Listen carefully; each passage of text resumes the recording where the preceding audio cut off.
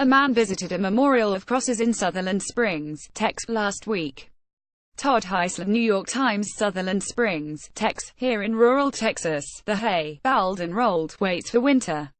The corn is shorn and the stiff yucca stands guard in the dusk. I know this country. It is a short drive from my home, past places like the Devil's Backbone and Purgatory to skinny Cibolo Creek, choked by mesquite and oak. In Sutherland Springs, a family of 5 trudges in front of me in the headlights, past the police cordon, shuffling, heads down, apparently headed home. They call it God's country, partly for its beauty, partly because it sometimes feels like God is the only thing out here. As in many small Texas towns, the center of Sutherland Springs is the church.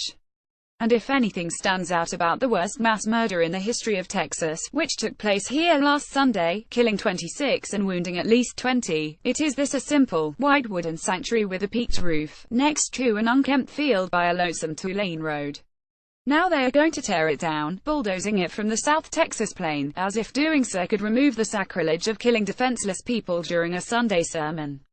This is what America's response to mass homicide has come to. We don't remove the killing machines that have put tens of thousands of Americans in the graves or hospital beds in this century, but we do demolish the First Baptist Church that has stood at this lonely crossroad for nearly a century. It is this doomed site, rooted in the black soil, that cries out for people of faith to act. The killer, Devin Patrick Kelly, used his Ruger AR-556, with 15 30-round magazines, to shoot nearly 50 helpless, trapped people. The weapon is a variant of the AR-15, itself barely distinguishable from the M16, the American military standard-issue infantry weapon. These, along with handguns, are the weapons of choice for today's mass killers. I won't pretend to be more religious than the next person, nor am I afraid to call myself a Christian. Like a lot of Americans, I have a complicated relationship with my faith. But that shouldn't lessen our sense of moral obligation in the face of what some blithely call the new normal. Nor should we fall for the siren call of more guns, the unproven good guy with a gun myth, something many of my fellow Texans have indulged in over the past few days. Instead, we have a duty to confront these machines and the profiteering behind them. It is easy to feel numb, powerless and hopeless. For the dead, one can only grimace at that last moment of fear.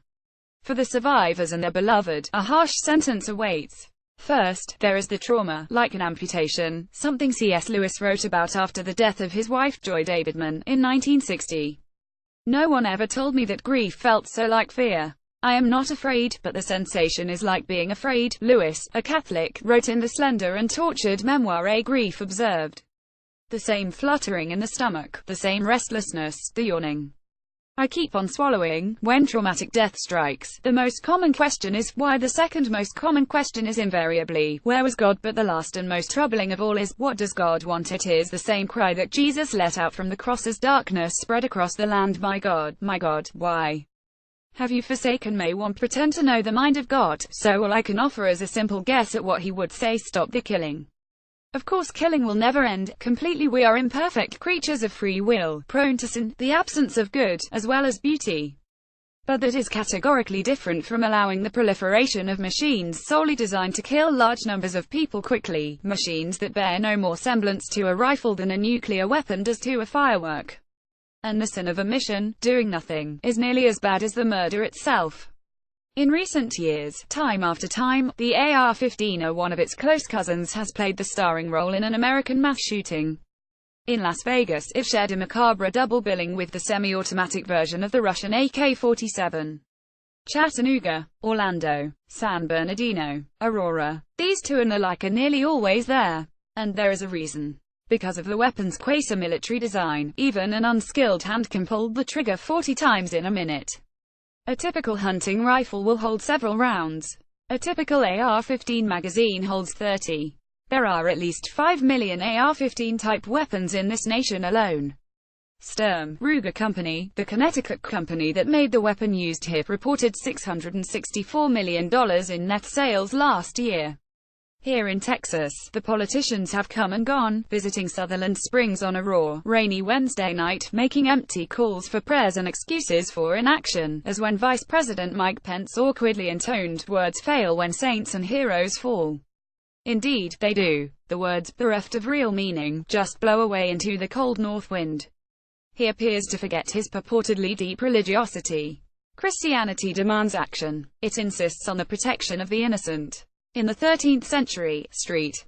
Thomas Aquinas justified war in self-defense, but he also opposed the killing of innocent civilians. Aquinas holds that causing the death of innocents in a foreseeable manner, whether intentionally or indirectly, according to the Cambridge divinity scholar Daniel H. Weiss, is never justified. And yet, Christian evangelicals, particularly white Southern Baptists, have generally parted ways with Catholics on gun laws. Some are simply politically opposed to gun control because they are Republicans, others understandably distrust a society that does not seem to embrace God. But that opposition is crumbling. While 6 in 10 evangelical leaders report living in a household with a gun, nearly as many, 55%, favor stricter gun laws. According to an August survey by the National Association of Evangelicals, they accept the Second Amendment, said Leith Anderson, president of the National Association of Evangelicals when the survey results were released. But they also deeply grieve when weapons are used to take innocent lives. The same is true in Texas. Though some 37.5% of Texans own guns, according to an estimate by the Pew Research Center, tiny fissures have opened up in the state's conservative political culture since the massacre here. Jason Villalba of Dallas, a prominent Republican state legislator, has called on the state's political leadership to appoint a bipartisan commission to focus on all possible causes of gun violence in Texas. At first, this might sound like a political dodge, but Mr. Villalba wants new gun restrictions on the table. There needs to be common-sense gun control reform in Texas. The Dallas Morning News, the state's largest newspaper, quickly endorsed the plan. Our goals ought to be simple. The most deadly kind of weapons should be harder to get. All the people of the Abrahamic faiths share the same duty, to protect the innocent. The Jewish bystander is to rescue a person in peril. Islam requires the protection of all innocents. I fear that if we fail in this, bulldoze our churches and let the machines of war and profit win over faith, then God will never forgive us. For that would be the worst sin of all. Richard Parker is the author of Lone Star Nation: How Texas Will Transform America. A version of this opt appears in print on November 12, 2017, on page State Route 1 of the New York edition with the headline The Christian Case for Gun Control.